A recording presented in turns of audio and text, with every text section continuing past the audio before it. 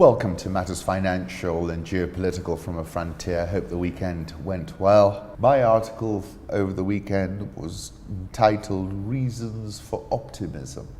I recall visiting a carpet weaver collective somewhere in Cappadocia, and one of the weavers explained to me that knot density is the thing. And Kenya certainly can feel like the rug with the highest knot density, which is a silk hurricane masterpiece by the Aussiepex workshops, having an incredible density of approximately 10,000 kpsi, with a production time of about 15 years. Let's try and unpick some knots and pull apart some threads. Of course, what happened at the Dusit complex was a shot across the bows. Don DeLillo wrote this about terror. Terror's response is a narrative that has been developing over years, only now becoming inescapable. It is our lives and minds that are occupied now. This catastrophic event changes the way we think and act, moment to moment, week to week, for unknown weeks and months to come, and steely years. Our world, parts of our world, have crumbled into theirs, which means we are living in a place of danger and rage. In Mao too, he says, I used to think it was possible for an artist to alter the inner life of the culture. Now bomb makers and gunmen have taken that territory. The truth of the matter is more people die on the roads every day. Terror is a mind game. The response was professional and effective. The city moved forward. I extend my condolences to all who lost their lives.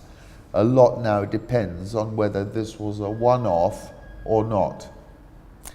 The politics, which took a new trajectory post the handshake and always remains front, center, and frankly supersized in the scheme of things, culminated with this headline in Bloomberg, bylined by David Herbling and Eric Ombok. Stroke of a pen upsets Kenyan deputy presidential ambitions. History teaches us that incumbency has all the advantages, and the likes of the Africa Confidential are characterizing it as three's a crowd. It's a fluid political situation, and a number of chess pieces are being moved. Over the last few months, there's been a significant reduction in US rate expectations. Expectations around growth have tilted lower. The downshifting has seen the US interest curve shift significantly lower, and this in turn has boosted frontier and sub-Saharan African sovereign debt prices and lowered yields. For example, Kenya's 30-year Eurobond denominated in dollars was actually above 10% on a yield basis and has rallied more than 100 basis points off those levels. Therefore, from a tactical perspective, it was good to see the Treasury move with dispatch to seize the opportunity. We learned last week that Kenya is seeking proposals for the issuance of a $2.5 billion Eurobond. They want to assess whether it would be cheaper to borrow in euros or dollars. Kenya has also announced that it had picked Standard Bank and TDB for $1 billion of syndicated loans. That's a $3.5 billion call right there. Now, it's obvious we're fully loaded, and this is a phenomena that's not unique to us. How we now deal with the balance sheet is key. However, a $3.5 billion call now is technically the right call.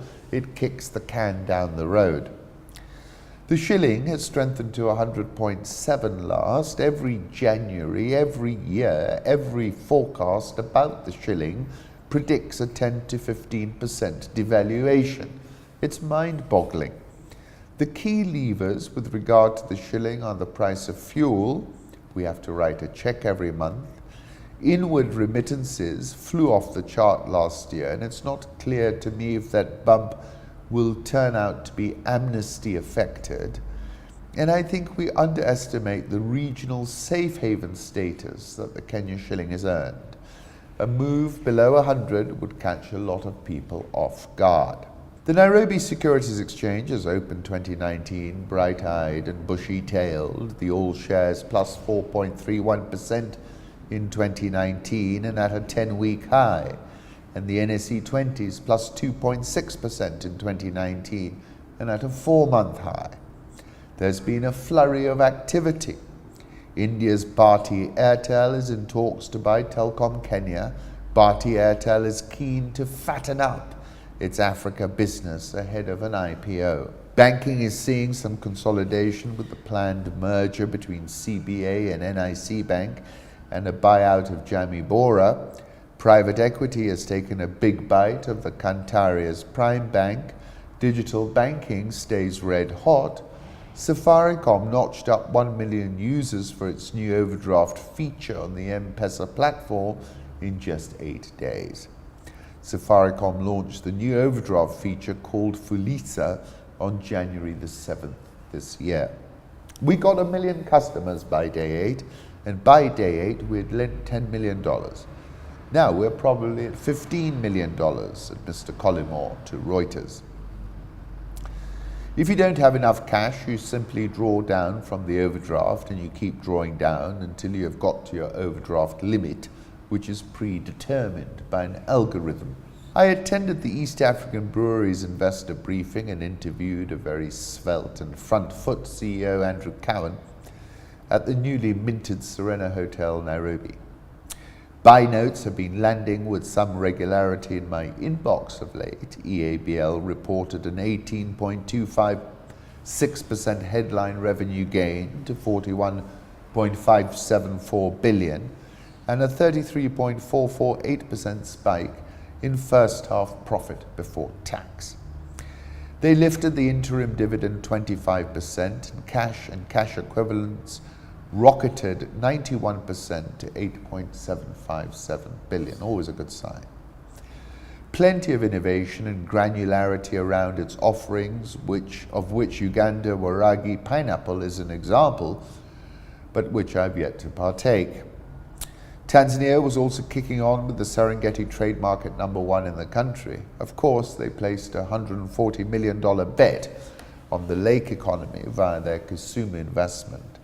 Performance will build through the second half, I am sure, and therefore Friday's price surge is sustainable. The report regarding Kenya picking Standard Bank and TDB for $1 billion of syndicated loans is on rich wrap-ups if you want to have a look. The Kenya Shilling is appreciated against the dollar by 0.7% year to date. That's from Saiton. Diaspora remittances up 38.6% in 2018 to $2.7 billion. That's what's supporting the shilling. Dollar-denominated 28 euro bonds, this is what I was telling you about, the 10 and 30 year. Look at, you can see the spike, then you can see the rally. You can see the same thing in the 2014 euro bonds, which have less than a year to maturity and 5.4 years to maturity. Kenya Government issued 2-year and 15-year bonds. Yield came in at 10.7% and 12.9% respectively. But the short end is being oversubscribed, investors not keen on lengthening maturity.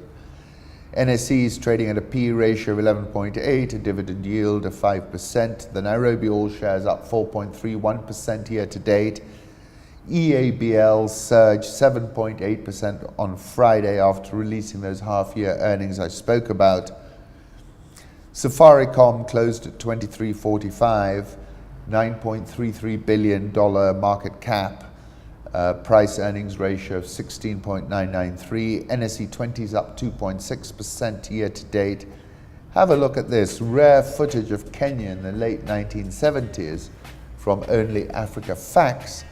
And finally, Hasconsult's land index price growth in Nairobi's suburbs softened in 2018, recording an annual growth rate of 1.1%. And that compares to 3.3% in 2017. Once again, thank you for stopping by. I'm always grateful.